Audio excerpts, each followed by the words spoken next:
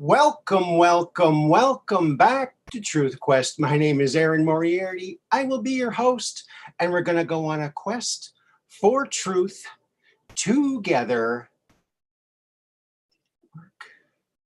Did it work? It worked. I think it worked. Welcome, everybody. Welcome. It's Friday night, and it's a beautiful night here.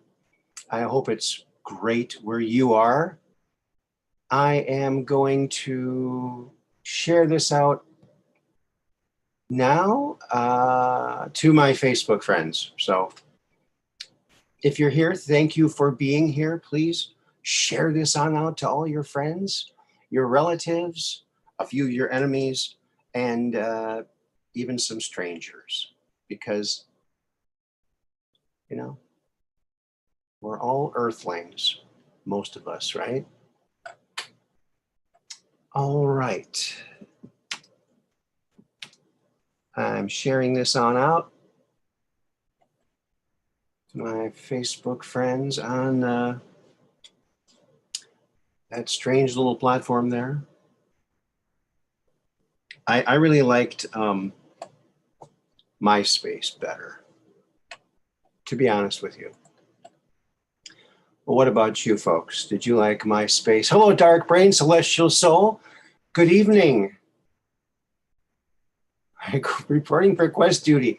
You are a great truth quester, my friend. And I have to thank you for, oh, the background is warping out.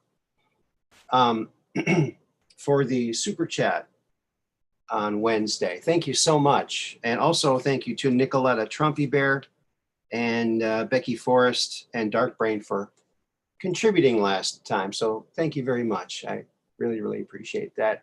Hello, Smarties, SMRTs, and Major Facepalm. All right.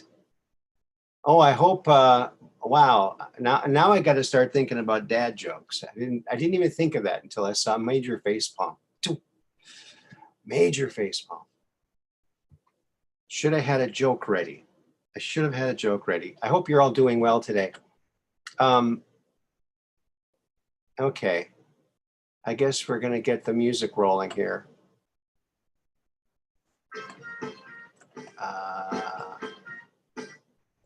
Yeah.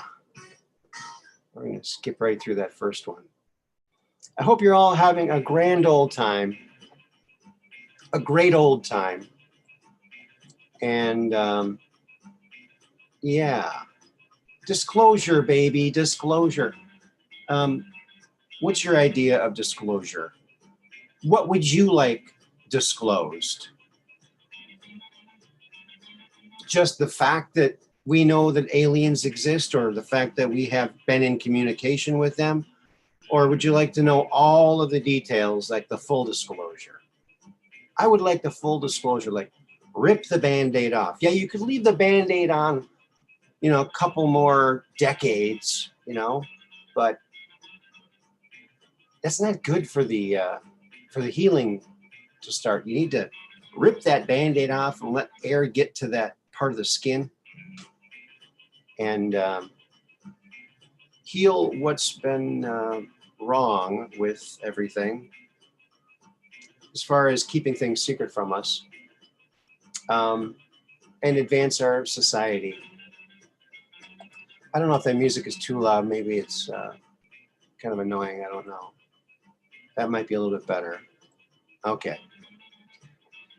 So today, friends, I wanted to talk to you about discernment in, I don't know about you, but I have friends that, oh, you want a time machine? Well, let's see. Right here. Here it is. Let me see. I'll switch over to the camera so I can see what I'm showing you. The time machine, yes. It will be available soon. Like I said, I'm working out all the details with all the three-letter agencies that want to try to stop me from doing this. You know, I don't know if they'll let me broadcast from a jail or not. So I have to be careful. Something is wrong with my lighting, and I just don't know what it is.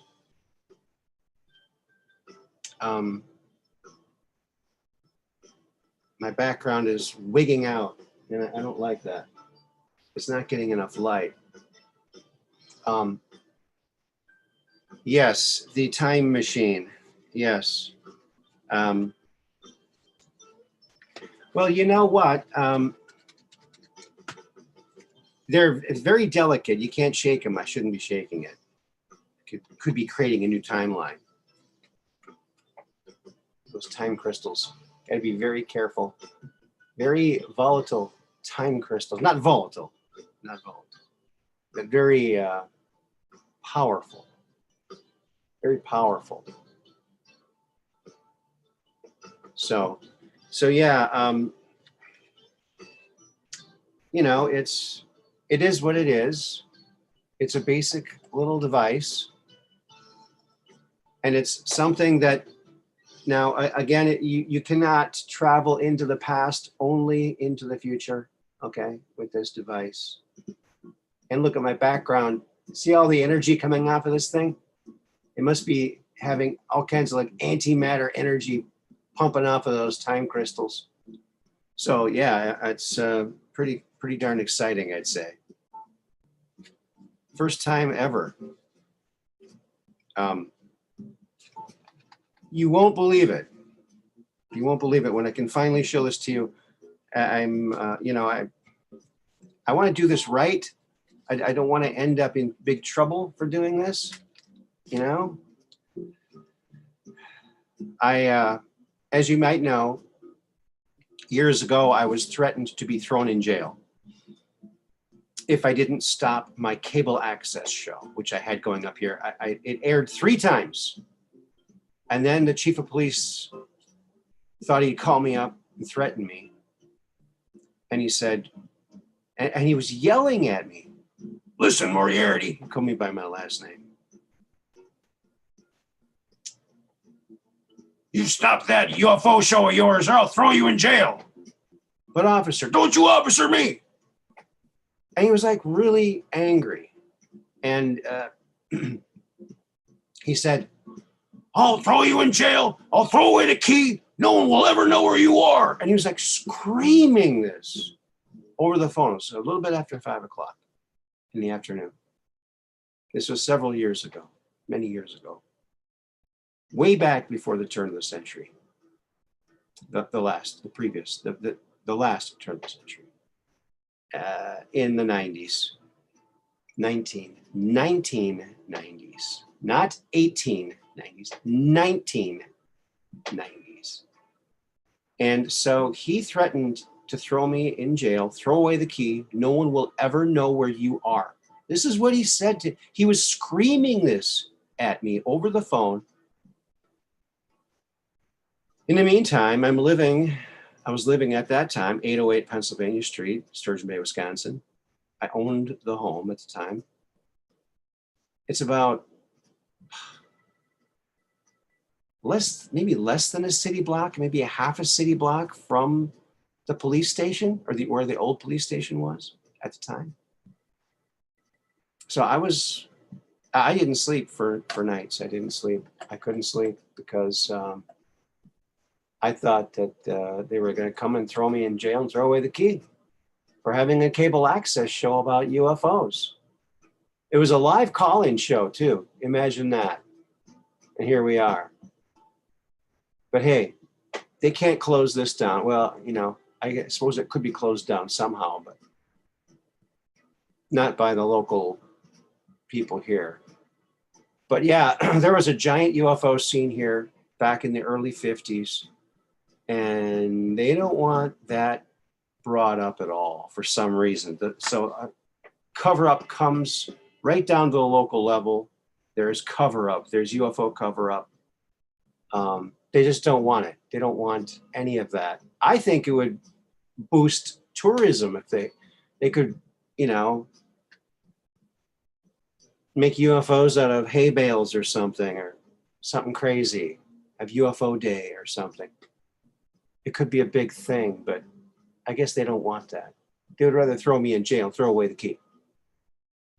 Now, that chief of police, he was chief of police, he has since passed away, or like I like to say, went back to his home planet.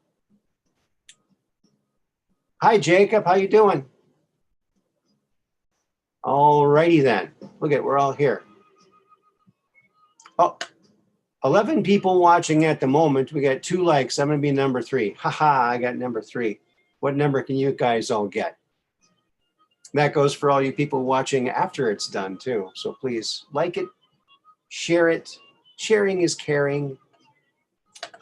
Share this on out there. You know, I'm going to share my Facebook post to my Facebook page. So I have, you know, double coverage.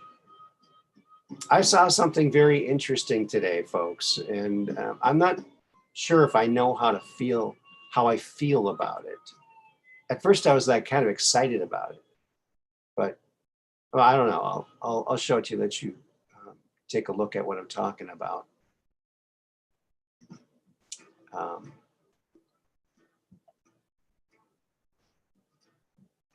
Let's see here. There it is.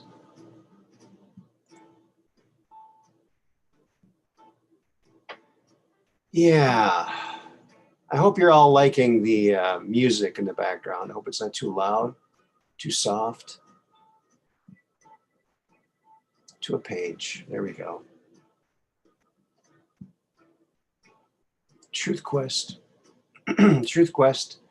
Also, folks, I want to also thank everyone who has bought merchandise from my merchandise store. And let me see. It's on Store Frontier. So I'll drop that little link in the chat here. There we go. Hey, Mud Rabbit. Good to see you. I'm glad that you're here. And someday, Mud Rabbit, I want you to call in. I'd love to hear the story behind that name. It sounds really interesting. Mud Rabbit. Very curious about that. It's a cool name. I like the names people pick for themselves. Very cool. It's like we're all superheroes with aliases, right? It's kind of what it's like, you know. When I started doing my Elvis shows, I had an Elvis name, and it was like an alias. It was kind of cool. So I just go by my normal name now. I don't go by my alias.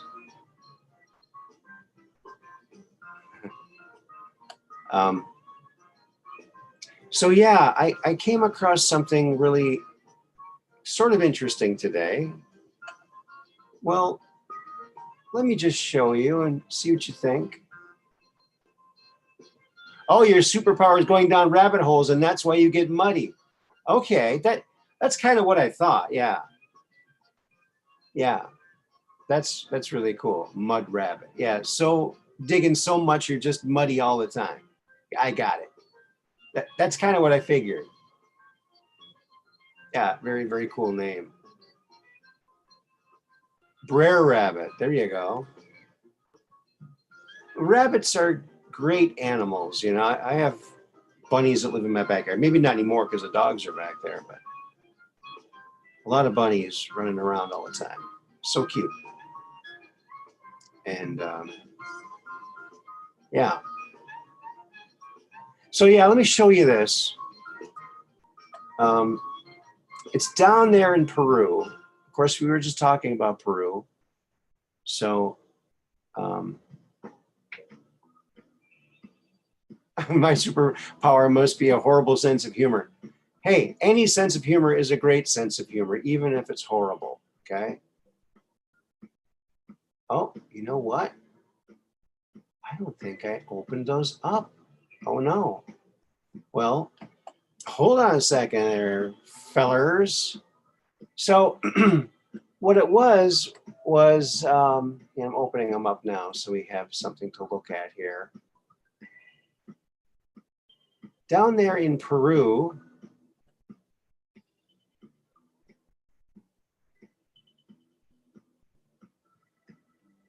okay. Alrighty then. Let's get back over here. Share screen. I love that screen sharing. All the kids are doing it. Well, are those the only two that came up? I guess so. So down there in Peru, you know, of course, Peru is known for what, the big heads and everything. So this is a new tourist attraction where they've carved into the side of the mountain modern sculptures of ancient Aztec gods or Mayan gods. So I'm not sure what to think about this. I mean, I love the artwork of it, but is it going to be confused with ancient things in the future? Or are some of the ancient things we're looking at now more modern things that were made as tourist attractions? I don't know. Did you guys see that? Anything about that? Yeah, very curious. But some of the sculptures are actually very beautiful. Very beautiful.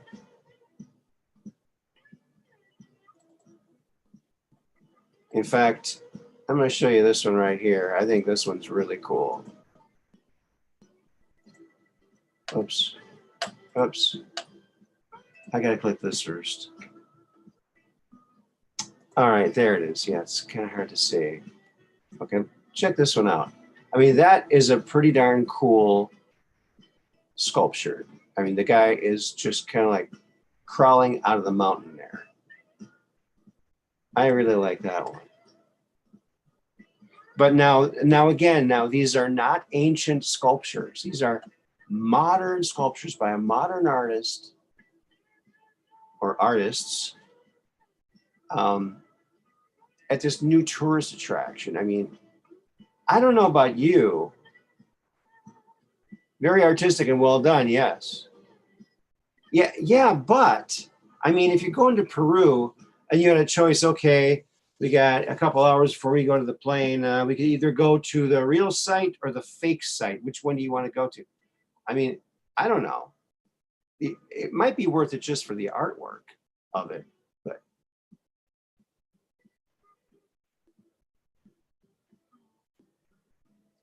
okay. Mud Rabbit says Brian Forster just had a new video about some holes in the shape of a giant honeycomb in Peru. Wow, yeah, interesting. Yeah, Peru is like has all these mysteries, and I wonder if the sculptor of these new sculptures is maybe has some kind of relation to those ancient artisans, because he certainly has some talent. It takes a lot of talent to carve something into a mountain like that, and a lot of time. One false move and you lose a finger. Hello, Cassandra. Glad to see you here. Yeah, isn't that wild? So again, this is not an ancient sculpture. It's a modern sculpture made for tourists. I'm not sure if I know, you know, I like the art of it, but I don't know. Some people might think it's ancient. They might get it mixed up. So I don't know. I always thought someone should do that out here in Door County. There's a big rock quarry where they took a bunch of rocks to build a bunch of buildings in town. Beautiful stone.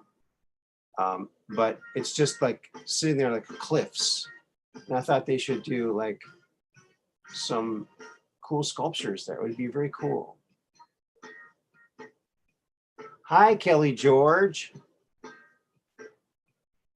All is well. All is well that is well. Yes. So yeah, that's very interesting. like I said, I'm not sure if I know how I really feel about it, but I'd rather see the ancient stuff, you know. Maybe if I was there and had like an extra day and it was close by, maybe. But I don't know. The ancient stuff seems a little bit more interesting to me than the newer stuff. I mean, that's just me. Also, I want to show you now. You know, I'm kind of crazy about UFOs and aliens. Okay. I want to show you. This is my new design for my store. And I think I put a link in there in the chat for it. But this, oh, it's lagging behind. Okay. So yeah.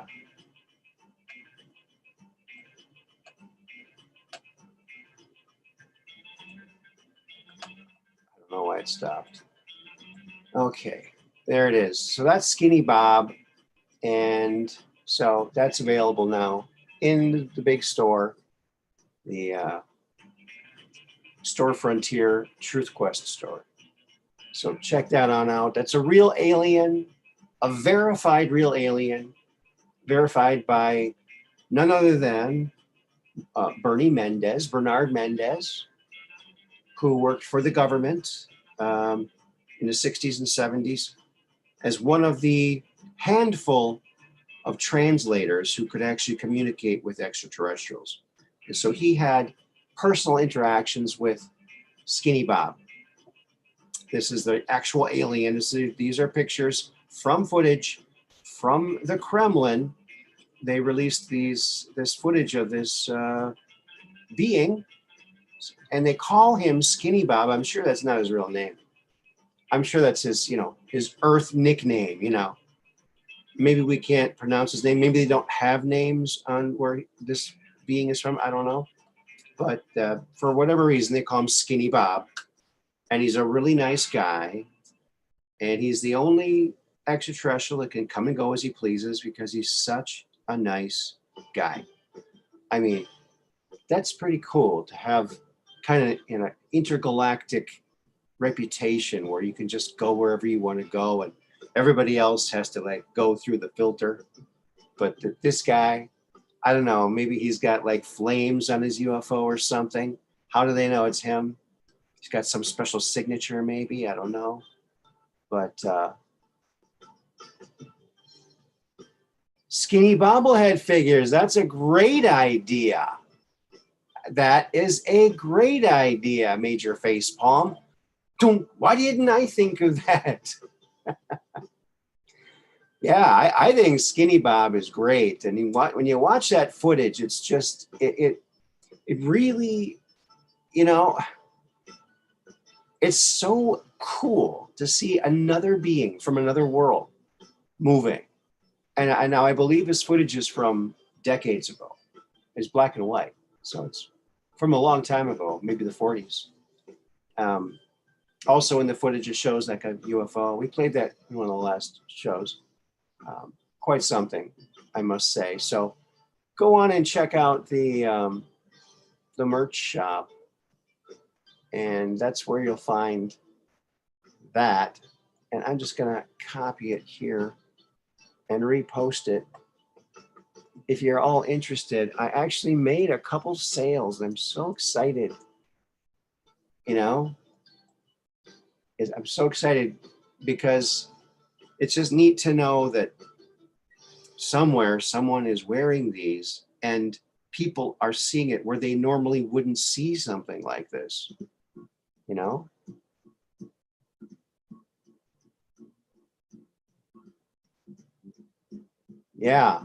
Yeah, Dark Brain says, I think that's a really real vid. I'm pretty good at spotting fakes. Yeah, me too. Too detailed, natural movements would be near impossible to fake with models or suits. Yes, I agree. And it really does not look like CGI. it's yes, it's hard to fake stuff that's on actual film. Yes, but you know, as far as the yes, me too, Dark Brain. That does make me feel. Yeah, I get a comforting feeling from that video. Like, we're not the only ones.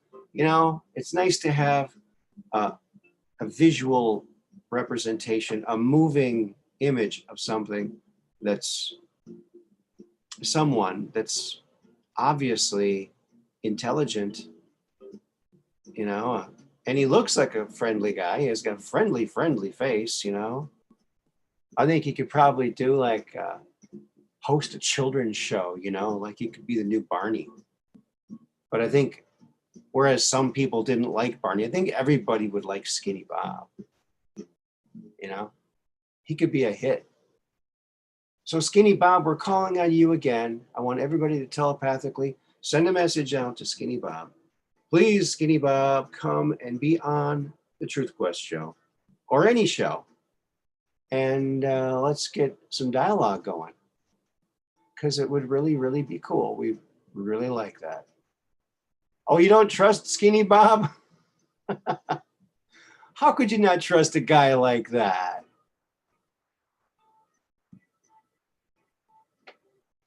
Just send you 50% cut, please. Yeah, right.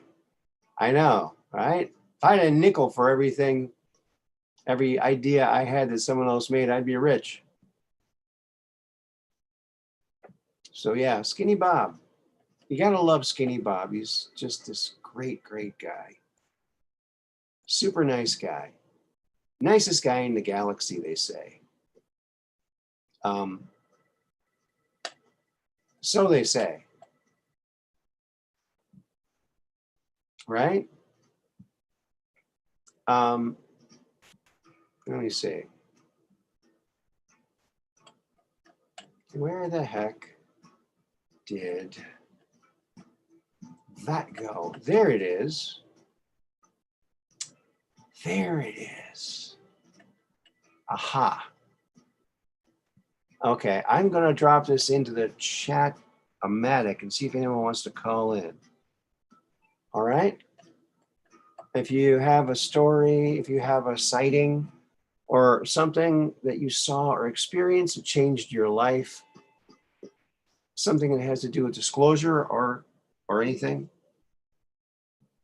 you know, well, thank you, Cassandra. I really appreciate that. That's very nice of you to say.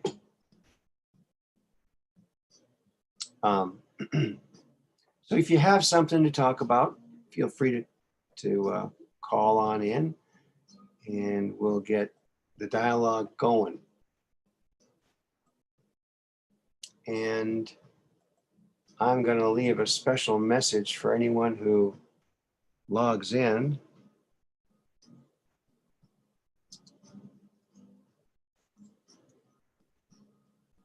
All right, there's that special little message. The only way to find out is to call in via Zoom. So the Zoom thing is there. For our vision impaired people, let's see.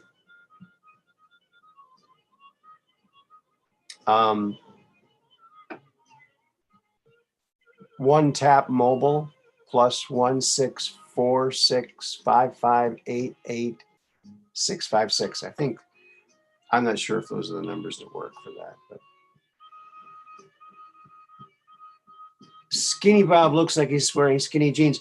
Yeah, you know, and also that Skinny Bob, his clothes aren't fitting like super tight, like some aliens are depicted. But I don't think he's a gray. I don't think Skinny Bob is a gray because he's got eyelids, you know. His eyes are kind of small, but there's black around his eyes, you know. Probably because they're playing pranks on him. Like, look through this tube. It had like black stuff on it. Maybe they were doing that.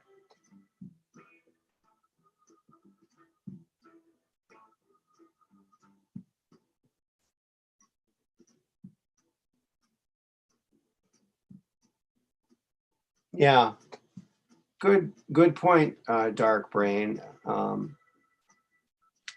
Yeah, it looks enough like a human to have some sort of human lineage.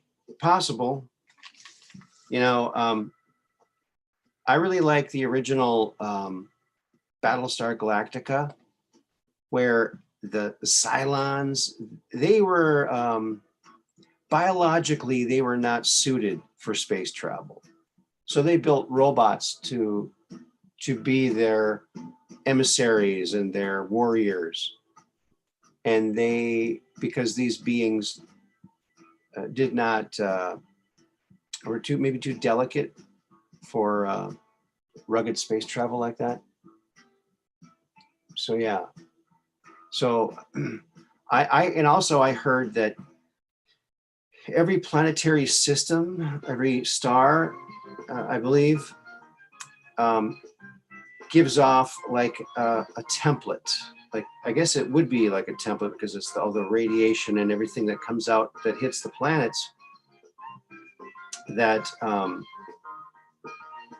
kind of shape the development of life. And so it puts out this sort of temporal vibration that makes life form in certain ways,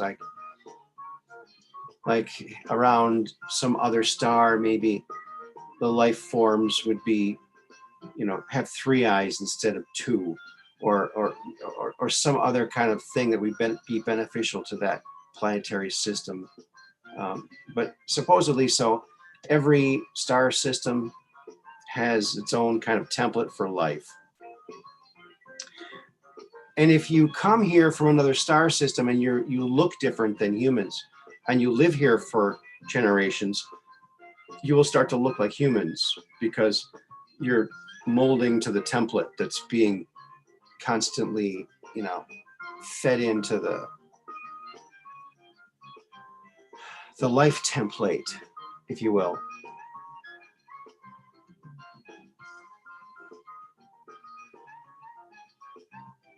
Yeah, no telling what goes on in other universes. Yeah, we just don't know,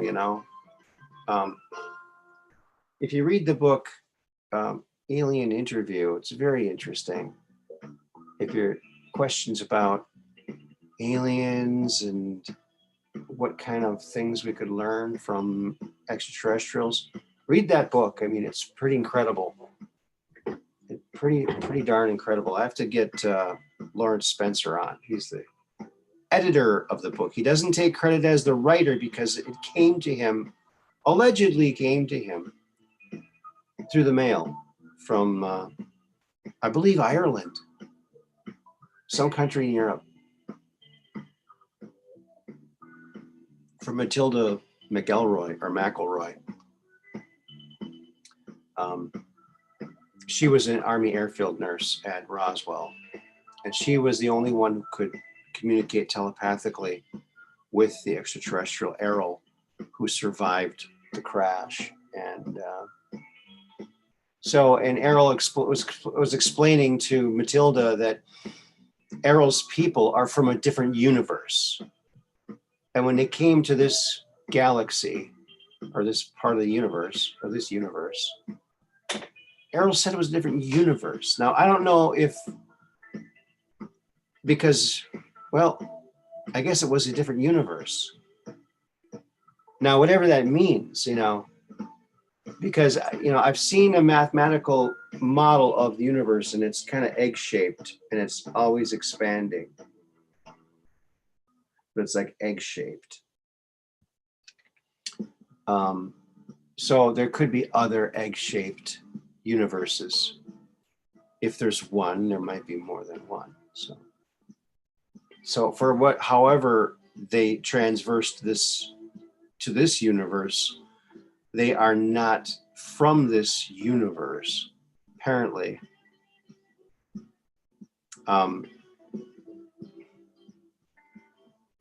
And just tells an extraordinary story, some good news, some bad news for us here on Earth.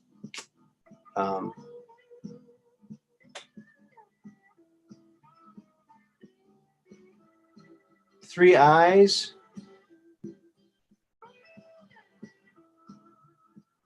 Sweet little eyes like a seal. Yeah, okay. 3 eyes, yeah. You never know. I mean, different planets, people, you know, animals could. But look at the diversity on this planet. Look how many different kind of birds there are. I mean, look how many different kind of airplanes there are. I mean, you'd think if they designed one airplane that worked, all other airplane manufacturers would copy it completely. But no, they got every kind of shape that can fly now. It's kind of wild. Kind of like birds. There's like every kind of shape, color, length, size of a bird you can imagine. It's unbelievable amount of diversity. And they're constantly finding new species of everything. Isn't that strange? I find that strange. Yes. Yes, yes, yes. And, you know, when we're looking at UFO cases that come up now, I mean, they'll show like a video clip. Now, when I click on one of these things and they show a video clip, if it's only a couple seconds long and it has like dramatic music in the background, I'm like going, this is a film student. This is part of his portfolio. You know, I don't know. It's too easy to fake that stuff. Now, the older cases, it's easier for me to think it could be real because it's just too easy to fake things nowadays. And one of my favorite cases is the Billy Meyer case of the 70s. Now, although I do believe that a lot of fake images and footage have been inserted into his material to discredit him and to discredit his vast amount of work. Hey, Mr. Dennison's in the house. Hey, buddy. I'm not done with the book yet. I did start, but I'm not done yet. So still working on that. You know, when I was teaching daycare, which I think is a great job if you can afford to do it because it doesn't pay. But sometimes I would read the books backwards to the kids, you know, started on the last page and read going forward. They had a blast. That was fun. Yeah. Read the book backwards. Why not? And one day there was 2 books, you know, one kid wanted one book, other kid wanted the other book. I said, okay, we'll read one page out of this book, and then we'll read one page out of that book. And the kids were laughing. It was pretty much funny. They had a blast.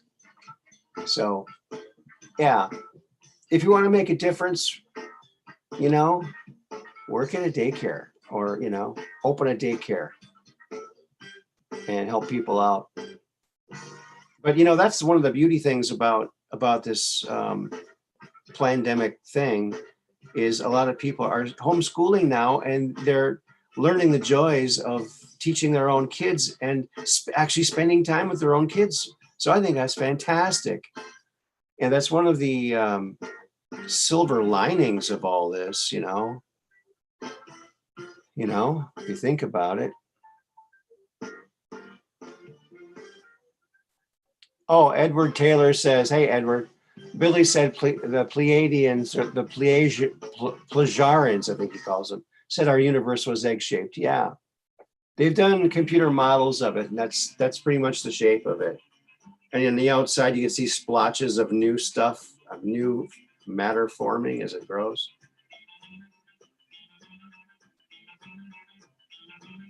Oh, Kelly George asked, what would you say to the children before reading to them? Oh boy, I guess it would depend on what we were reading, right? Yes, get your kids out of government school. Yeah, I actually I worked at an elementary school at the Latchkey at Alice Smith Elementary School, and I was doing all the art for the bulletin boards and all the art projects and everything. And one of the teachers was walking by and noticed the artwork in there. And she said, "Oh, who's doing this?" And I said, "I'm doing it." She goes, "Wow, I would like you to teach some classes to some gifted children, second graders." And I thought, wow, this is great. And so I got to teach 2 classes that I always wished I would have been able to take, but it was never offered. So I offered 2 classes that I was never able to take, but I was actually teaching it to kids. I think I was only like 17 or 18 when I was doing this. But one was on cartooning and one was on inventing. And boy, the kids really liked both of those. It was a lot of fun.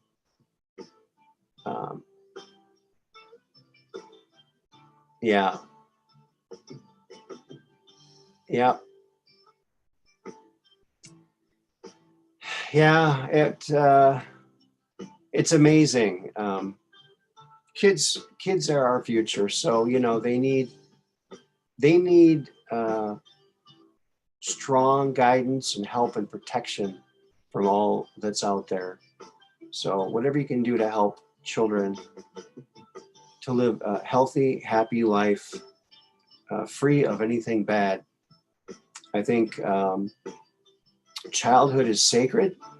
It's a very sacred thing, and it should be honored and respected. Childhood should be respected greatly. It should be the thing we respect the most and protect the most, because once that childhood is shattered, can't get it back. Ask Michael Jackson. You can't get the childhood back. He tried. So, you know, it's all about the kids. What happens to our children happens to our future. So it's like it's our future treasure. It's the treasure of the world. And the happier life they have, the better life they have, the better future the whole world will be. I believe that. I believe that. And I think a lot of people are waking up to a lot of things. Yes, keep kids innocent as long as possible. Yes. And that's why, you know, when you see these drag queen story hours and all this junk, you know, if you want someone to talk to maybe about or check out about homeschooling, my friend Heidi Pop over there in LA, she's been homeschooling and she's having a blast with it. And she's got other peeps that she does that stuff with. So yeah, kids are our future. Children are our future.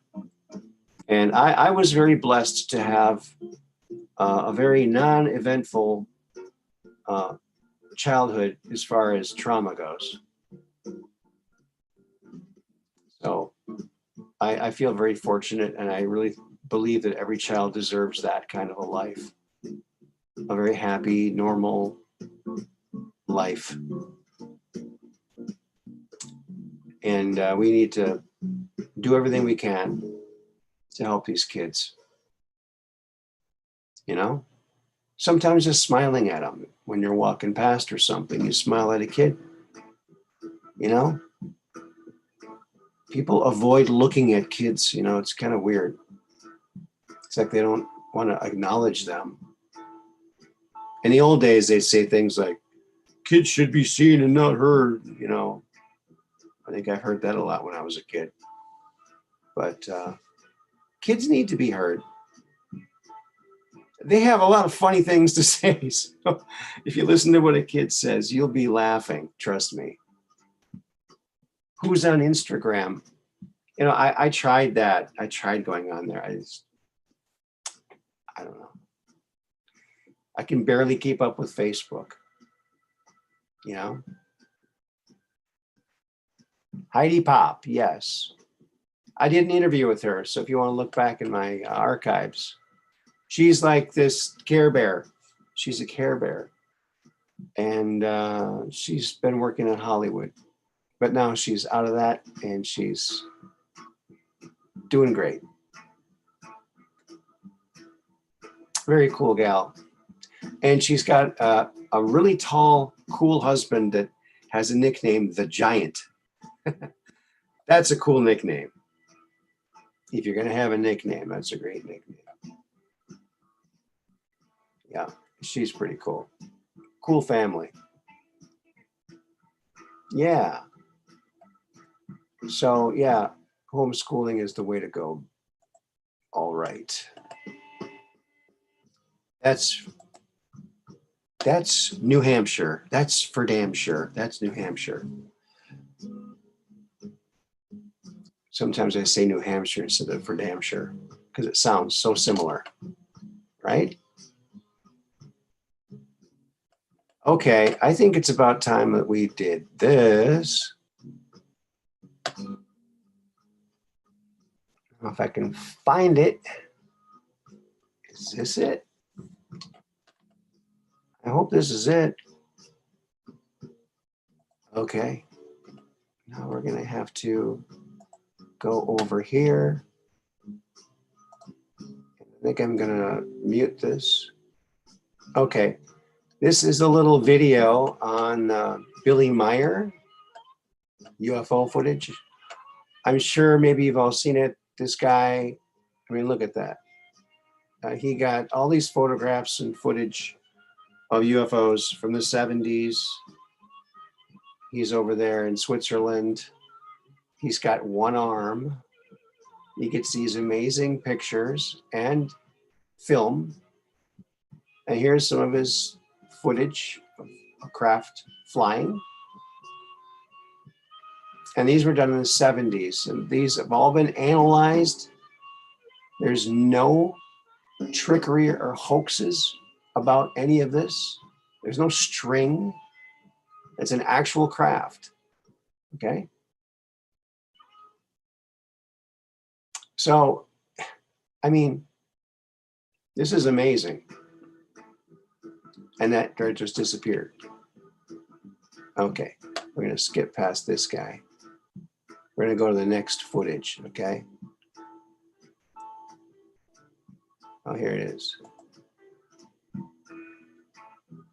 Look at this craft. Now, this was the one that someone took some of Billy Meyer's footage and posted it on of this craft on what was it? Third phase of moon. And actually, I think it might have been a faked video because they did a movie about trying to duplicate what Billy Meyer did to see if they could do it photographically. And so some of the footage you see out there is actually the faked footage. So it's really confusing. And this is what they do. They do this on purpose. And, you know, Wendell Stevens was the guy, and there's the laser gun that he had. Looks like a toy, but no one, it shoots a hole right through the tree. Yeah. We're mostly interested in the UFO footage, so we're going to skip ahead to that. Now here's a curious one. There's 3 of them floating at the same time. They're there. Okay. Now, now when Wendell Stevens went over there, and he was one of the ones that was in the movie, and they spent a long time with Billy. And one of the things they had him do was they had him hold a pole with a string and a fake UFO on the other end to see if he could do it single, you know, because he has one arm.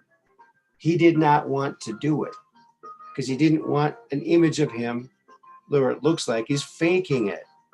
But they talked him into it. So now there's footage of him holding a pole.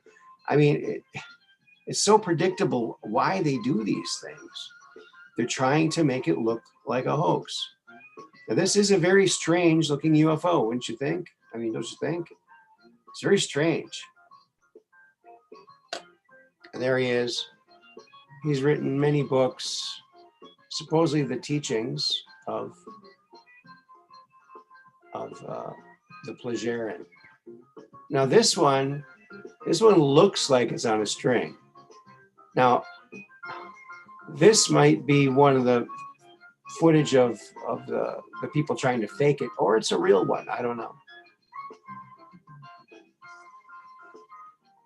Who knows? But I don't know. What do you guys think of Billy Meyer's footage and photographs, super clear photographs of alleged alien craft? What do you think about that? Oh, hello, Colleen. You've never seen a real UFO? I've seen one, and it's not as fun as you think. Please hit the like button. Thank you, Mud Rabbit. I already hit the like button. We're up to 15 likes. And also share this on out. Right?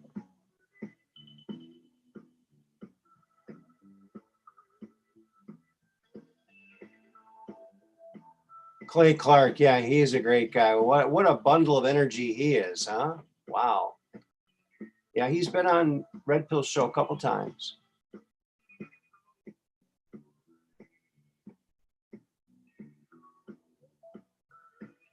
Well, Colleen, all you have to do is look up. You will see one eventually. Just keep looking up. You will see one. Just look up in the sky for more than just a moment. And you, I mean, out here in Wisconsin, it doesn't take long. Oh, hello, Celestial Soul. You say, can you tell us your UFO story? Sure, I can tell you my UFO story. I have a couple UFO stories, but just a couple. My little brother claims I saw one when we were kids, but I don't remember it. He remembers it very clearly. He's my little brother. I don't know what that means. How is that possible? How could I not know that? I always wanted to see one. It's something that I, was really curious about. But I knew someone who claimed they saw a UFO, and I didn't believe him. I didn't believe him. He said he hid behind a tree. Why would you hide behind a tree? But when you do see one, it is a little unsettling. It's a little bit unsettling. It's not a fun thing. Okay, so you want to hear my UFO story? Well, my best UFO story was my first UFO that I saw. And that was in 1996. I'm trying to find a picture of it, of what it looked like.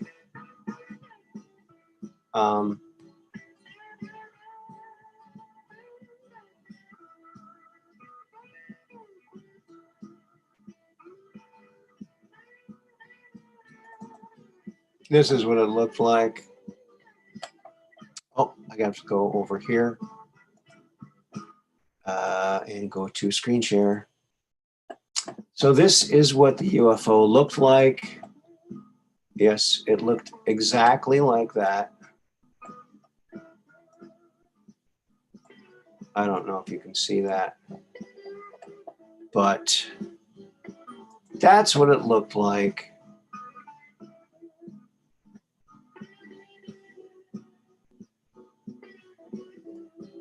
And so I was driving to Minnesota from Wisconsin, 1996, before the turn of the century. And, oh good, I moved that. And so it's about a 5 or 6 hour drive. By the way, this picture is from the model kit by testers, the S4 UFO revealed. Of course, all the stats given for the model were given by Bob Lazar, who worked on this. And this is the exact same one I saw, the sport model. Now that's what Bob Lazar calls it, the sport model. So I'm driving along in my Fiero. I had a Fiero at the time. I want to get another one of those things. Those are fun. So, so I'm driving along in my Fiero. I'm in just outside of Chippewa Falls. I think going from, I was still on Highway 29, going towards the on-ramp, or the how you get onto 94 to go on into the rest of the way into the rest of Wisconsin and Minnesota. So just outside of Chippewa Falls, there's nobody else on the road. It's about 3 in the afternoon. It was a partly cloudy day. It was a clear day, daylight. And I'm driving and I see this out of the side of my window. I see this craft and it's zipping around, and I thought, holy crap, it's a UFO. I pulled over, I parked my car. It was a stick.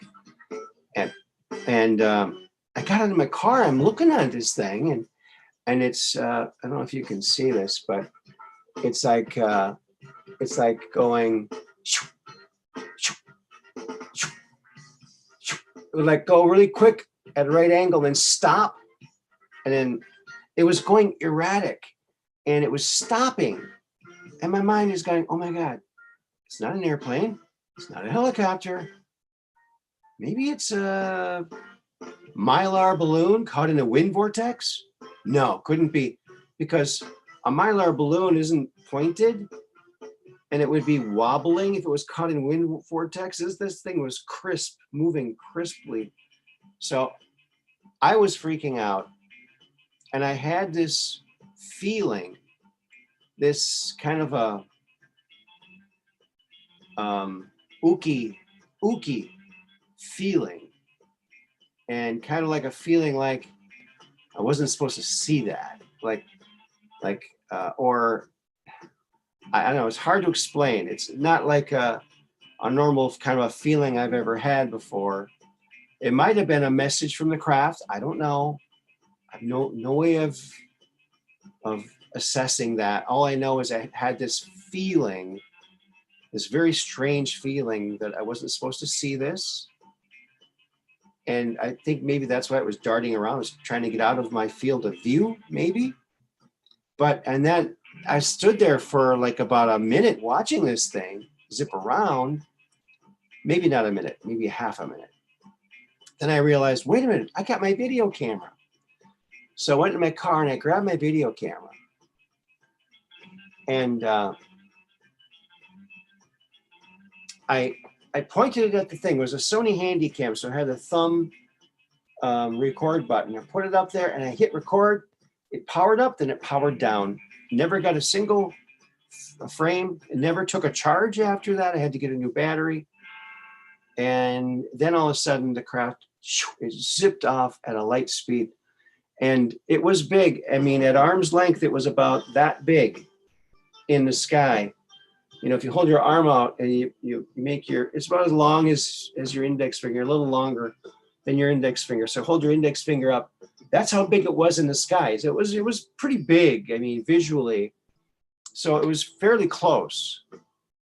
It was not very far away. Right now, Andrew is set to be on the show on Sunday, September 5th. I have to verify that with him. I'll have to call him tomorrow and nail that down, what time it will be. Probably the same time as usual.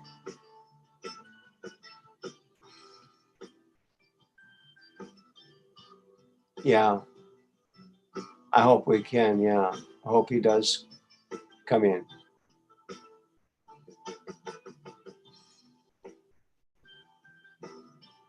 Andrew's just focusing on his books right now.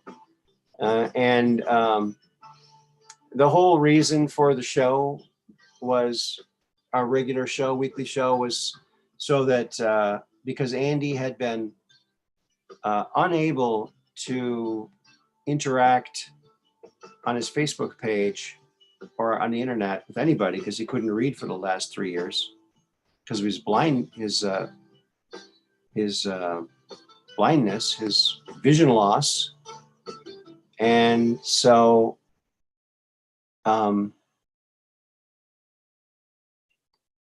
yeah, the show was supposed to be where people could call in and he could have that interaction again. But not enough people were calling in, and so we're gonna do another show in the future as well. So not all is lost. Don't worry.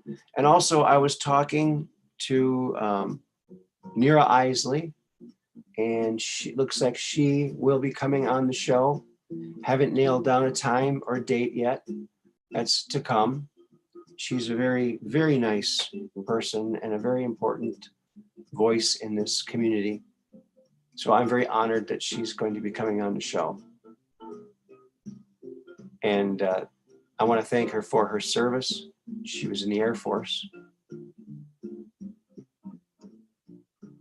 So that's exactly what the ship looked like. And I was extremely lucky because that model came out the year after I saw that. So I went out and I got 2 of them.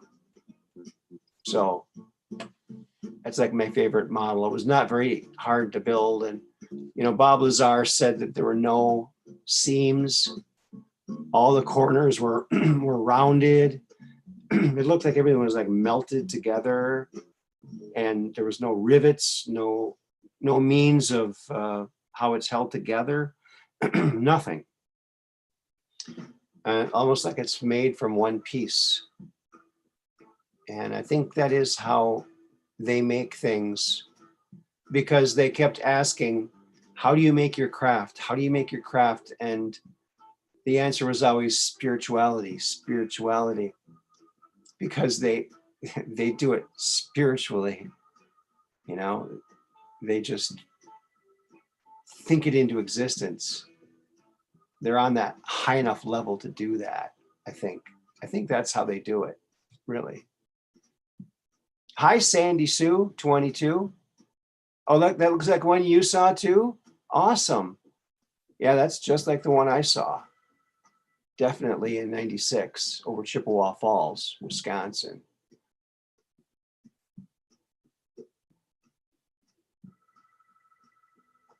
Oh, EM is asking if it get a chance to get access to the old videos. You missed a few. Well, that's going to have to depend. Right now, they're not available right now. Maybe in the near future, possibly. I hope so too. Definitely. Howdy, Sandy Sue, 22. That rhymes. Sandy Sue, 22.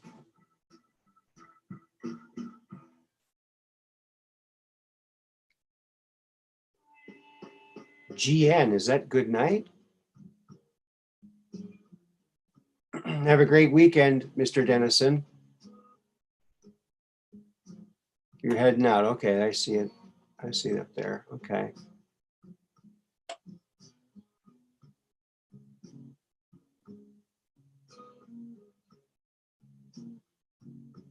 Okay. SMRT says it never moved, just lit up a third of the sky. We couldn't explain it to each other. Tried phone pic, but too contrast and dark or something, purplish glow. Yeah, when I saw that other UFO at night, just at treetop level, gigantic lights, they didn't show up on my video. I tried videotaping it with my digital camera, and it didn't work. Nothing showed up. I was like looking at it, and they were giant. I'd point the thing at it, there'd be nothing. It was very, very strange. So strange. Yeah. Very strange indeed, I'd say. So that's the UFO I saw, one of them. The most dramatic one, for sure. And, you know, and I didn't have anyone with me, of course, and not a single frame, of course, on my video camera. So explain that to your friends and family. See how they react.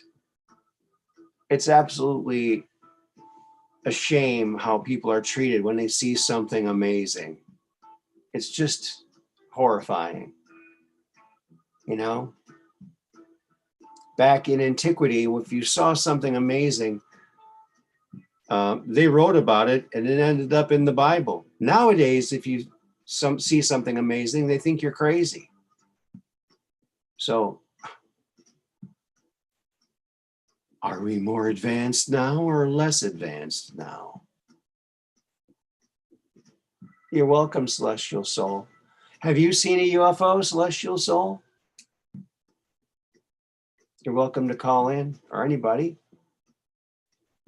I know I've seen some people in the chat talking about their experiences, offering you a platform here to come on and talk about it if you want to.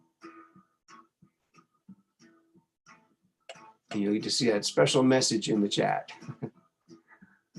Very short.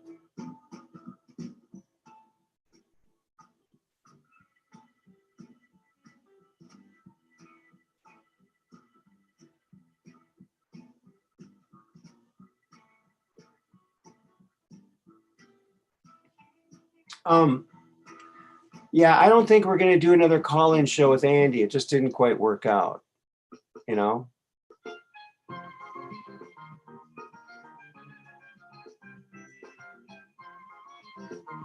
Yeah.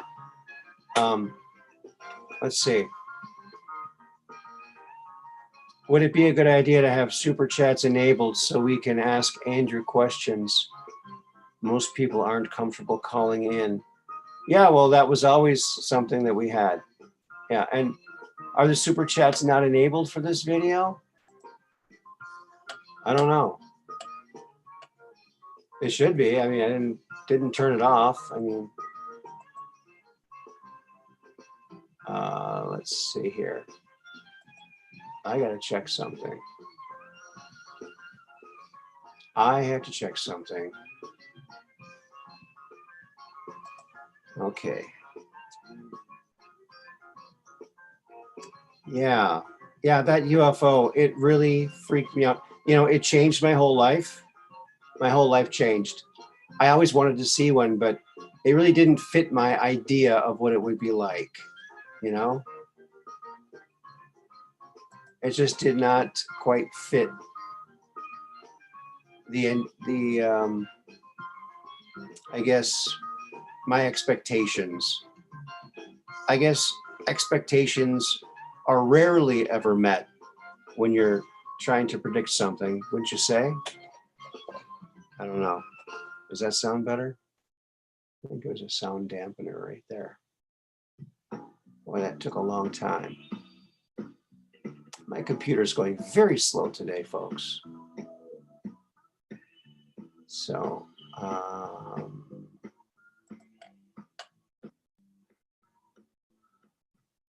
hope you're enjoying that groovy music in the background. Okay.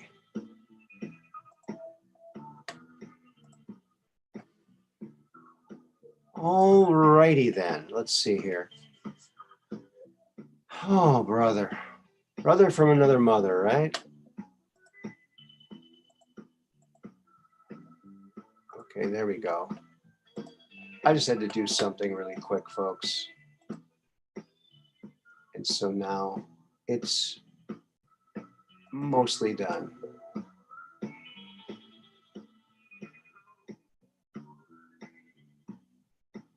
How did seeing it change my life? T200. Well, when you see something with your own eyes that society tells you is not there, it kind of cracks open all the possibilities. Oh, thank you, Sandy Sue, for the super chat.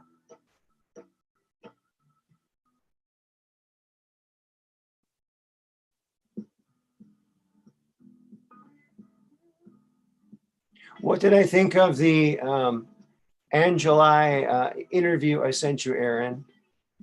Is she going to take us to the aliens in the mountain? I'll have to watch that video again. I will. I did watch it, but I'm gonna have to watch it again. I have to watch things a couple times before I can remember them very good. I see so many things. So if you want to send it to me again, send it to me again and I'll watch it again.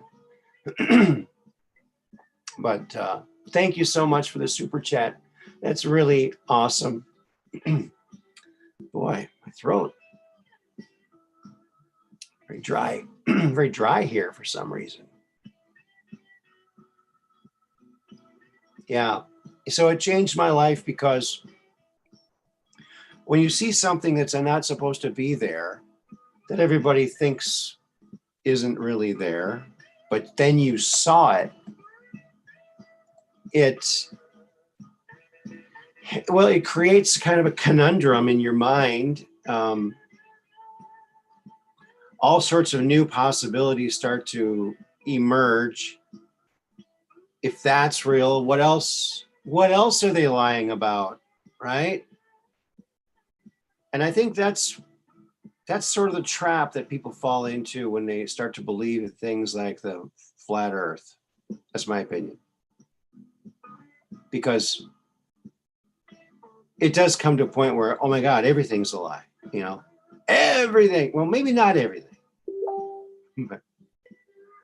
But we're not really, you know, I don't know. I'm pretty sure the earth is round or roundish, let's just say.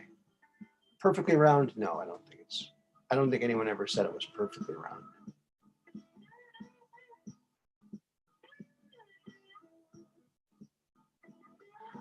No, I have not watched the latest Linda Moulton Howe video on Lake Titicaca. No, I have not. Yeah.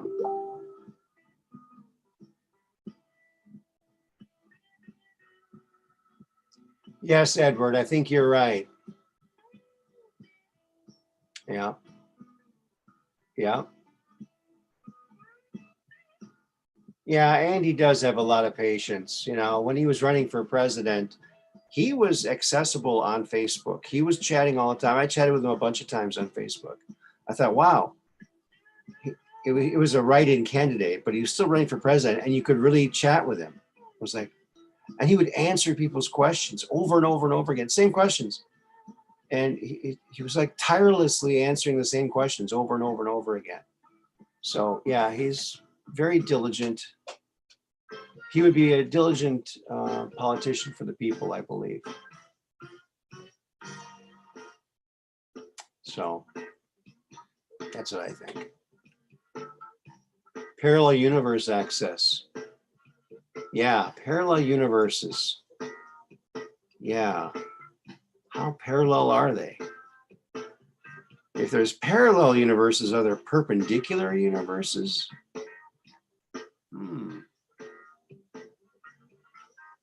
Just never know. Yeah. Ever see that video where that guy, he's from some other country, Finland or something like that? And he was doing some, you know, some plumbing in his house or apartment or something.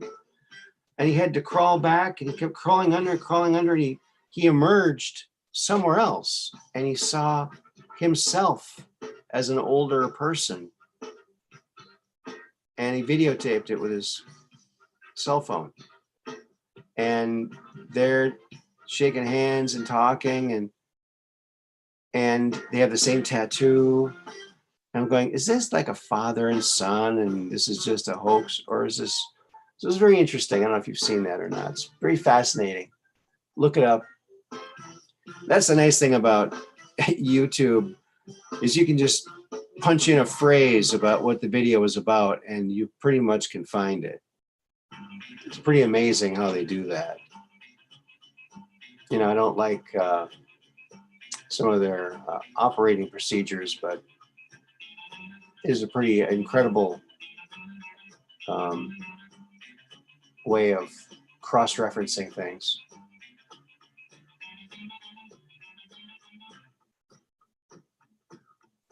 The tattoo guy. Yeah. I got a tattoo on my chest. It was a whole chest tattoo. It was very painful, extremely painful. And when he got it done, I looked at it, I went, where'd it go? He goes, holy crap, I used disappearing ink. All that pain, no gain. Just kidding. That's my tattoo joke. My son, maybe I shouldn't say this, but my son got a tattoo. Actually, both my kids did. I don't have any tattoos. But my son got a tattoo. He goes, hey, Dad, I got a tattoo. I go, yeah, where is it? He goes, it's on my butt. I go, what is it? He goes, I put your name on my butt. And, well, he's named after me. So I said, no, you didn't. But he put the words, your name. But I didn't want to see it. Like, I think that's hilarious. I think that's probably like the only reason to get a tattoo would be for a joke, you know? It's the only reason I could think.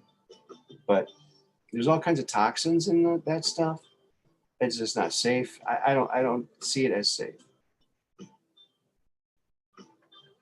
For me personally, I'm not judging anybody who has tattoos, because even my own kids have them.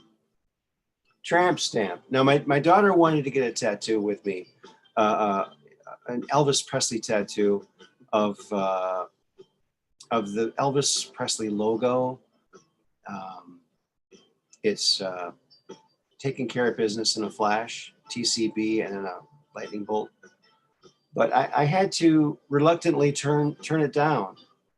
She ended up getting the tattoo. I think it's on her chin or on her calf or something. Or maybe she put it on her arm. I can't remember. But she went ahead and got it. And I said, you know what? I'm really honored that you would ask me to do this. You know, I really wish I could say yes, but I can't do it. I can't do that to my body. I can't, you know, I don't know. The world I grew up in, the only people who had tattoos were old guys who were in the Navy. And their tattoo was like an anchor that said mom on it, and it was all faded, and it didn't look like anything that you'd want. That was, you have two small tattoos? Well, you know who I feel sorry for? Who, these people are out of a job now, is the tattooed woman. You used to have to pay 50 cents to see the tattooed woman. Now you can see them all over the place. They're everywhere. So I feel sorry for those tattooed women that had a built-in job, you know, at the carnival or the fair. And now it's like, well, now I guess, you know, you might be able to pay 50 cents to see someone without tattoos, right? Maybe that would be the thing. Hey, step right up. See someone without tattoos. What? That's crazy. I think that's the point we're at now. Maybe I could get a job at the. I don't know if I want to do that.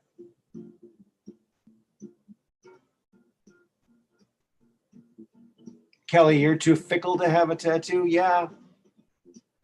My problem too, you know, aside from the fact that there are harmful elements in the ink, this gal did a study. It was her thesis for her college thesis, and she had analyzed the inks of a tattoo artist at, you know, typical tattoo inks, and she found cadmium and lead and all kinds of toxic things that shouldn't be in the body, but you know, to make a certain color under the skin, you need a certain type of something in there that's maybe not so healthy. I don't know. I wouldn't do it for me. So I had to reluctantly say no. I really felt bad about that because I felt honored that she wanted to have this kind of father-daughter kind of tattoo bonding thing, you know. But it's just too far from my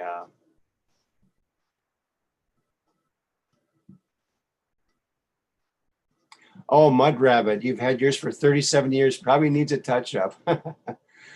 The other thing is if I got a tattoo, I, you know, like say I'd get a tattoo of like a spider on my arm or something. Well, every day I'd be like, oh, I'd like hit it like, oh, it's just a tattoo. I'd have bruises on my arms because I'd be hitting my arm all the time. I mean, I'd be forgetting, you know, or I might get a big chest tattoo and look at the mirror one day and go, you know what? Maybe I shouldn't have got the chicken. Maybe I should have got the duck, you know, or something like that. That's not the pose I wanted SpongeBob in. You know, I don't know. I, I don't know. I think, you know, the human form is fine the way it is, you know.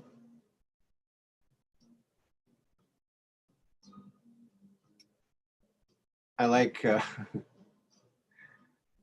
oh, I remember there was a Mad magazine little squiggle drawing. I think, what's that guy's name? Sergio. What's his last name? Anyway, it was at a beach, and this woman was laying on her stomach, and she had her top like untied, but she still had it on. She was like laying on her stomach, and this kid, or this guy, takes a glove on a stick and he puts it in the ground next to her so it makes a shadow, so it looks like there was a hand in her back. Apparently, she got in trouble.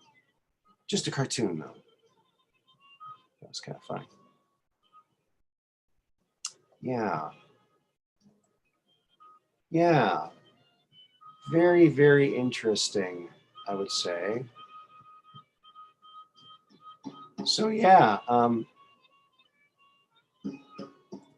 You know what other thing that always intrigues me, has always intrigued me, is this little gem. This is a photo from NASA.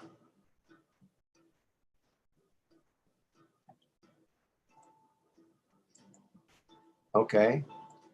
On the far side of the moon, you can see the number here. It was from the NASA website, and you got this craft here. It's like 3.5 miles long. It's gigantic. Okay. And Apollo 16 took this picture and several other pictures of this. It was of extreme interest to NASA and the people in the space program. So much so that they had a secret mission in 1976, I believe, to go to the moon, Apollo 20, to investigate this craft. And they found a craft near it, a much smaller triangle-shaped craft near it. And I think it was the smaller triangle-shaped craft where they actually found the body of Mona Lisa that they brought back. A humanoid extraterrestrial being, woman.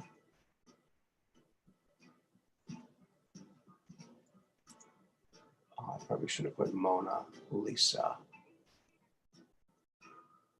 Mona Lisa. I'm sure you've probably seen it. I've talked about it before. But it's just such a fascinating thing to me.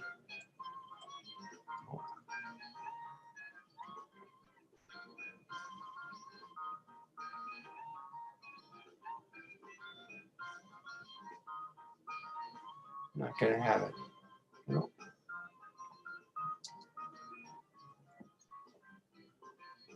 Not there. Alrighty then. So yeah, what do you think about that?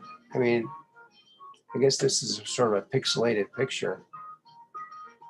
Not the best picture. But you can definitely see it there. What do you think about that? I think it's incredible.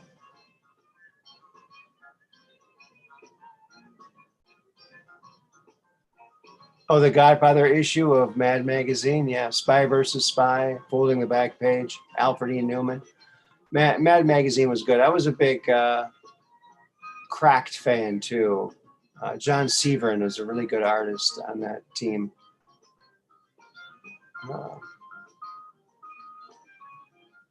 Yeah, Mad Magazine was incredible.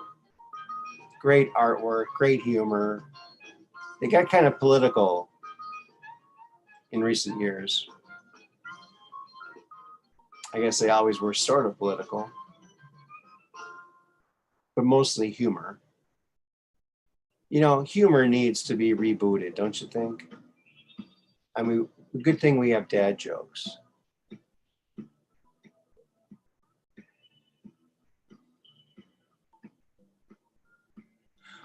Oh, remarkable and rememberable. Well, I think we knew what you meant. Yeah. I think people have their own spell check filters. Like we'll see a word and go, oh, they probably meant this word, right? Oh, they got spell checked. I bet they meant this word or that word. I think Mad Magazine is still on the market, isn't it? Oh my goodness, Sandy Sue, thank you again.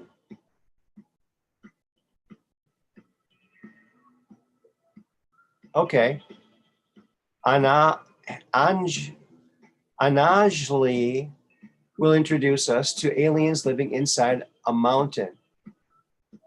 Go to TWTR hashtag ANJALI press conference under Tom to see who she is and what she is claiming. Okay, thank you very much. I'll definitely do that. Very interesting. Yeah, you know,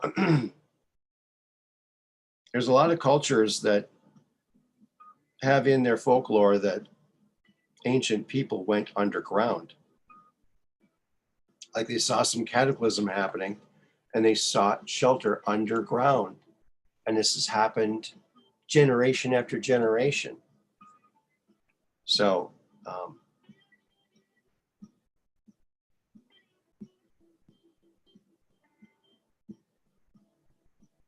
yeah, there we go. I read magazines, but you know what's funny?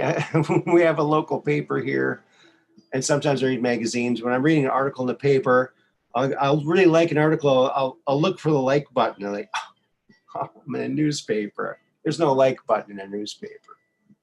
So that's the only thing, is you can't interact with the paper. But there's something nice about paper. And you know what? Books are great to have. They're just great to have around because, I don't know, you can reread them, and this is where disclosure is happening, folks. It's happening in books. So if you want, it's been happening for years. I mean, this book came out in 1997. That was the year of disclosure. That's the year we got this book, The Day After Roswell by Philip J. Corso, Colonel Philip J. Corso. So it explains why they made this all top secret, why what they were concerned about, why they didn't want the public to know yet, but they did have a plan to tell the public, but they keep putting it off. And I think it's so secret now that it's, like Ben Rich said, it would take a miracle to get those technologies out of the hands of the secret military. So yeah, very interesting. I've always liked that, and the fact that this is an actual NASA picture. Now, if you go on the NASA website and you punch in that number, it's the Delaparte crater. Excuse me. That's what crater it is. But you go there now, and they've taken it off. It's not on their website anymore. Why would they take it off? Probably because people were, like me, were finding it and highlighting it. So, oh, good, Mud Rabbit found what Sandy Sue was talking about. Good. About the inside of the mountain, living in the mountain, aliens in the mountain. Yeah, it makes sense that they would, seek some kind of, because it's said that the inner earth people, the people who live underground and miles, we're talking many miles, hundreds of miles down, they're not affected as much by gravity. There's less gravitational pull the closer to the center of the earth you get.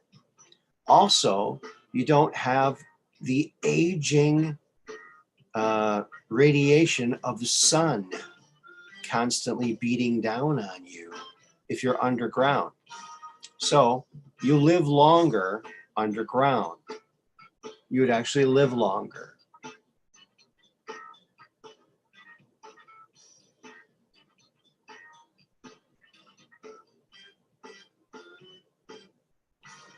It's a crazy story, but we're supposed to see it before the year is out. Oh, that's interesting, Sandy. Very interesting. Yeah. Wow. So that's that.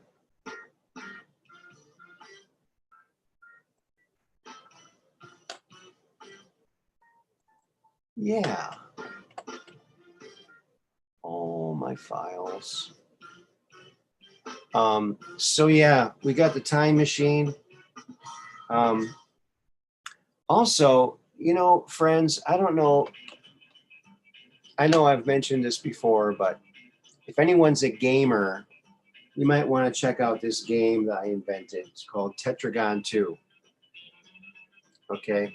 First one to make 2 complete squares out of your pieces wins. There's no capturing or jumping, so it's a non-violent game of strategic creation. And it was made here in the US, and I'm the designer and publisher of the game. It's a great game. It has real hardwood pieces, maple and walnut. So it's a fun game. And yeah, to try and find someone I can play it with. So that's the only bummer about living alone. It's like you don't have anyone to play a game with. So yeah.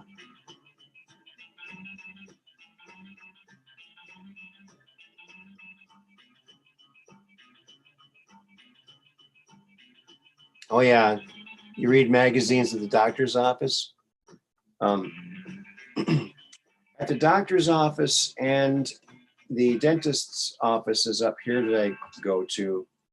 I donated some of these books that I illustrated so that they have these books to look at. Oops, Popple and Popple's Place. So, yeah. Because that's a nice thing to do. Plus, I got lots of them.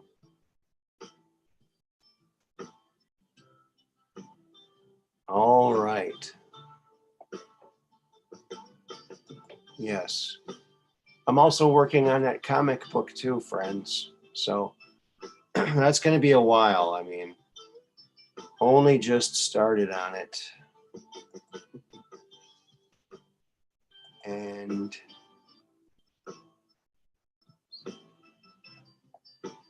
oh, there it is down here. There it is.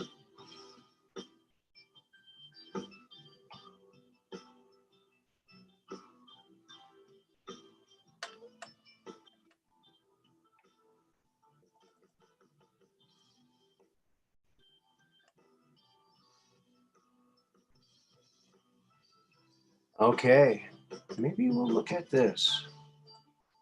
Yeah, check this out.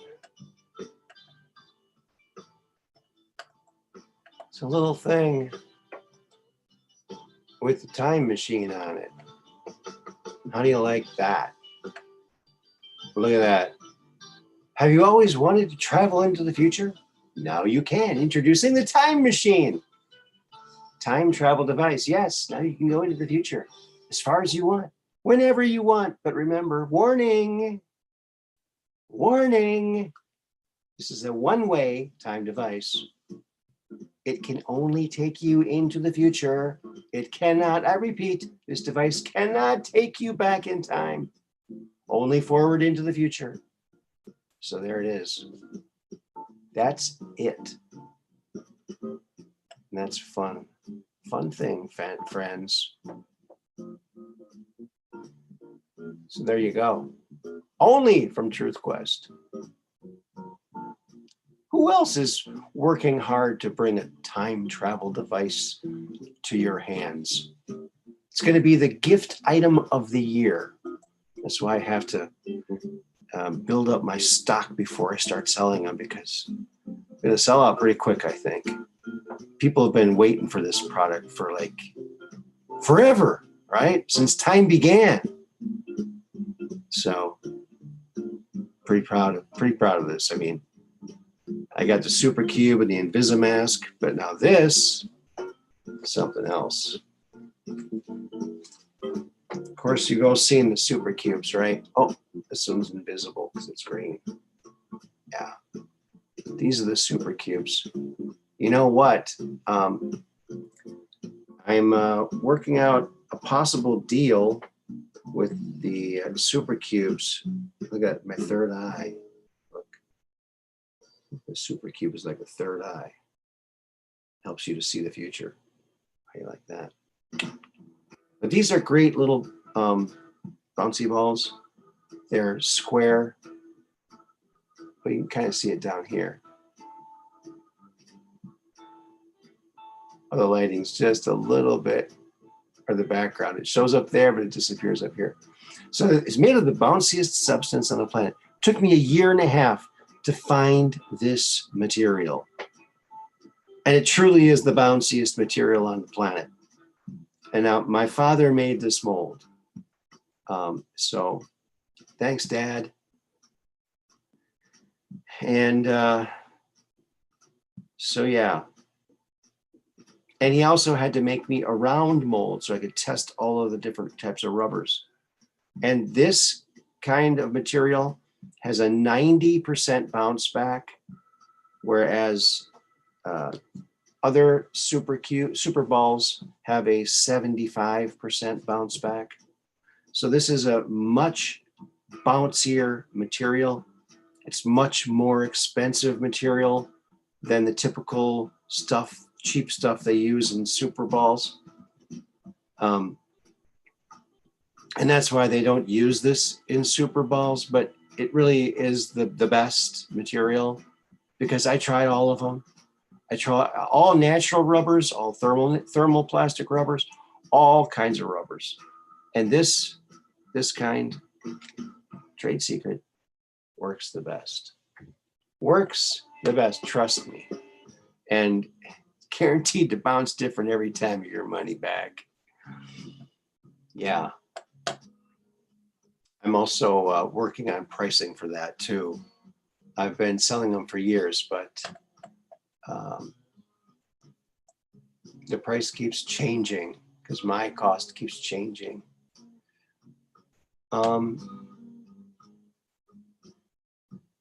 Okay, you know what, friends? I gotta look at the chat again, see what's happening over there in the chat. Hey, is Back to the Future here? Operation Shutdown? Oh no, I don't think Andrew's going to give his endorsement for the time machine. But yeah, I've thought about that. Maybe I should ask him. But yeah, I haven't even shown it to him yet. So I'll have to show it to him, see what he thinks. But I don't think he's going to. No, I don't. You know, I don't think he's in the business of endorsing things. So.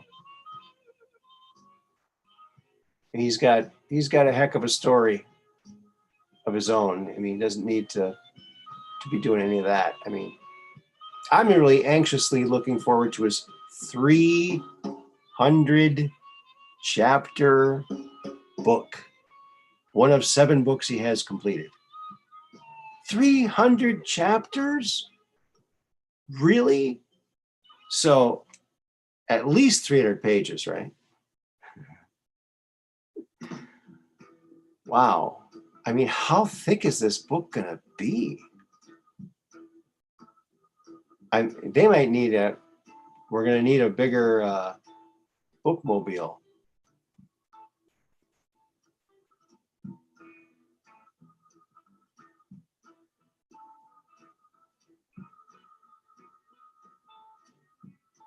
GP, general practitioner, probably. All right. So is anybody calling in? I suppose I should check. Nope, nobody's calling in.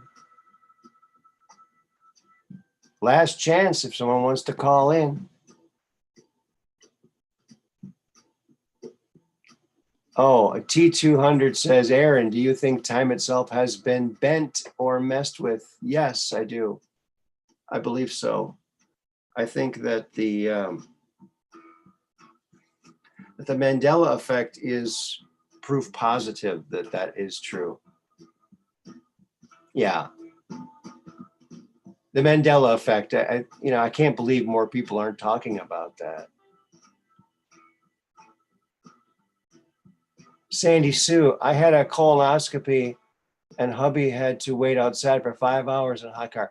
That's horrible. You know, I had a colonoscopy years ago, and before the procedure, I asked my doctor, I said, Doc, as long as you're in there, can you check my semicolon too? Please, as long as you're in there, check my semicolon, will you? He laughed. So I think he liked that. So you're welcome to use that joke if you ever have the occasion to have a colonoscopy. I wouldn't recommend it. Also, one thing about the colonoscopy is I remember they told me, okay, Now, we're going to put you under, you know, I think laughing gas or something, right? Is this what they do? Anyway, you're under, you're semi-under, you know. You're under enough for them to do the procedure, but you still might talk. Well, I want to know what the heck I said, okay? Maybe I don't want to know what I said. It's kind of scary. What did I say? I don't know.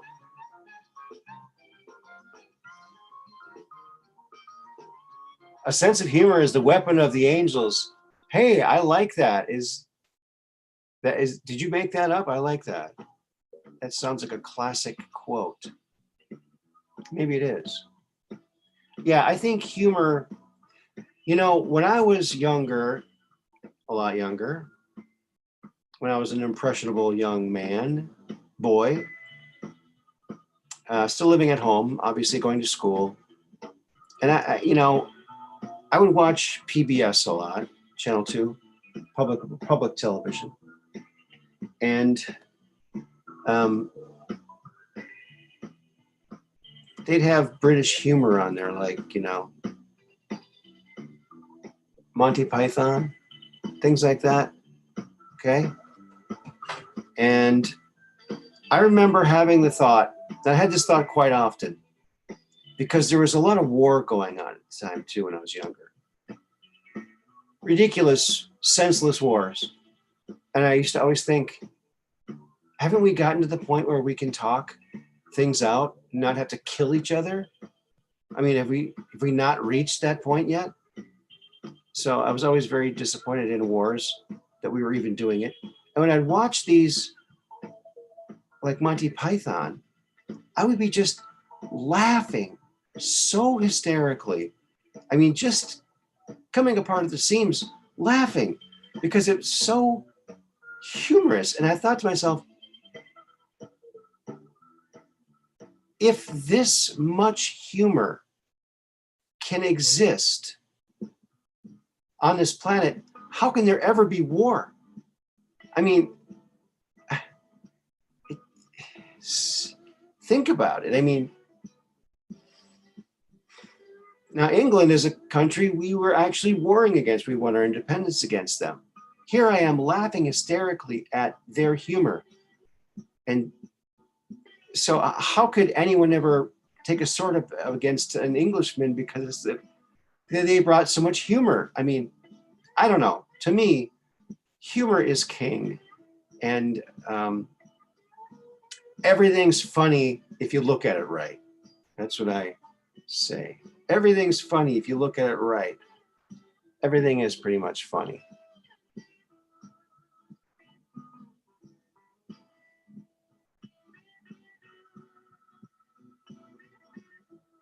Oh, T200, Aaron, please, I'd like to hear your thoughts about time. I really think something has happened. Yes, something happened. But don't know what or when. Looking Glass or Stargate or Tesla tech stuff. Well, I'll tell you what I heard. Now, I don't know this for a fact. It's something that I heard that sounds plausible. And I can't even remember where I heard it from. But it struck a chord, and it, you know, I'm running with this until I get further evidence that, so our secret government, elements of the military industrial complex, have been time traveling for decades, as illustrated by Andrew Basiago's story going back to the late 60s when they were doing time travel.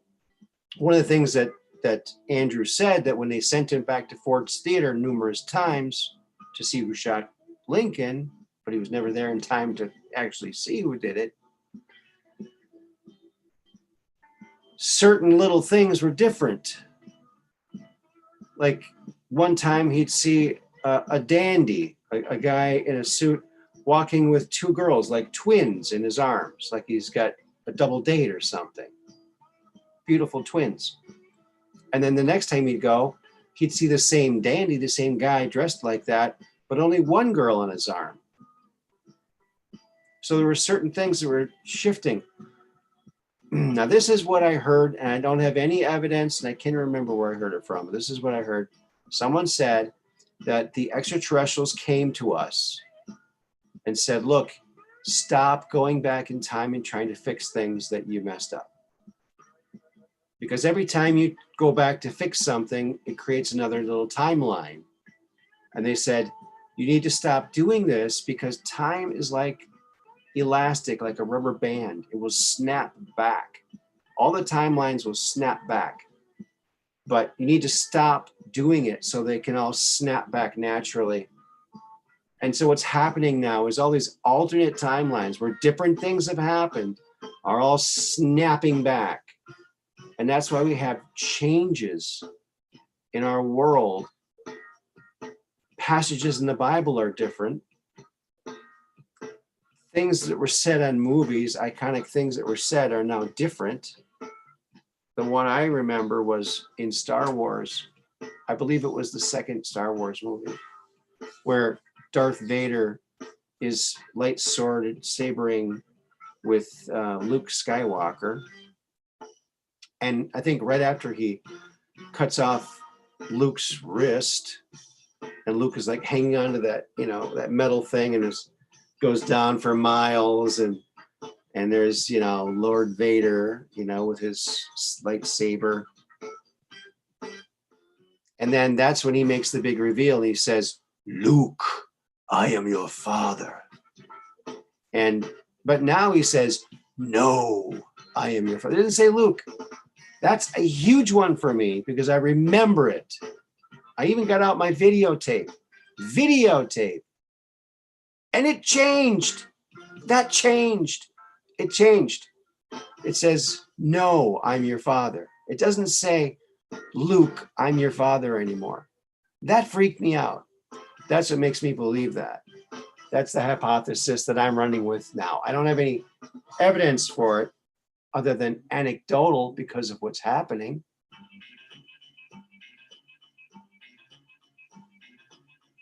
Oh, Cassandra, you're going to bed? Good night. Not feeling well? We'll send you some healing energy. Yeah, I think I'm going to hit the hay as well, folks. I think we've been at it for some time now here, haven't we? The whole timeline thing is confusing to me. Yes. Well, yeah. Well, one thing that helps me to understand it is Japanese physicists and mathematicians a few years ago, maybe a little more than a few years ago, and you can look this up. They claim that they've proven mathematically that everything in our three-dimensional world here, including us, is a holographic projection from a 2D universe. Now, so you're welcome, Cassandra. I hope you're feeling much, much better.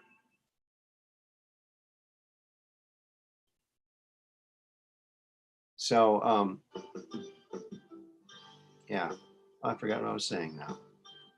How do you like that? But yeah, so the timelines. So if this is a holographic projection, if all reality is a holographic projection from a 2D universe, then alternate realities are just another projection. It's easy. If that's true, then it makes the multiverse and all the alternate universes and parallel universes and other timelines makes it much more feasible if all this is just a projection. So I think that's probably the way it is. So So every time, like when Andrew went back to Ford's Theater, I mean, why were there twins one time, but only one girl the next time? Was he just a couple minutes different and one of the girls went to get popcorn or something? Or I don't know. Or did it create another timeline by him being there and effectively causing a difference in the timeline, split off and made a completely different timeline? I do know that Andrew said that after they experienced that and noticed that they were getting some differences in intel coming back from multiple returns to the same time period by the same person, they stopped doing that. They stopped sending the same person to the same place more than once because they weren't getting accurate data. Your head is spinning? Well, yeah.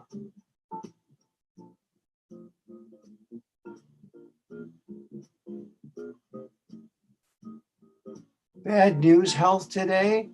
Kelly George, everybody send healing energy to Kelly and some prayers to Kelly George too. Yes.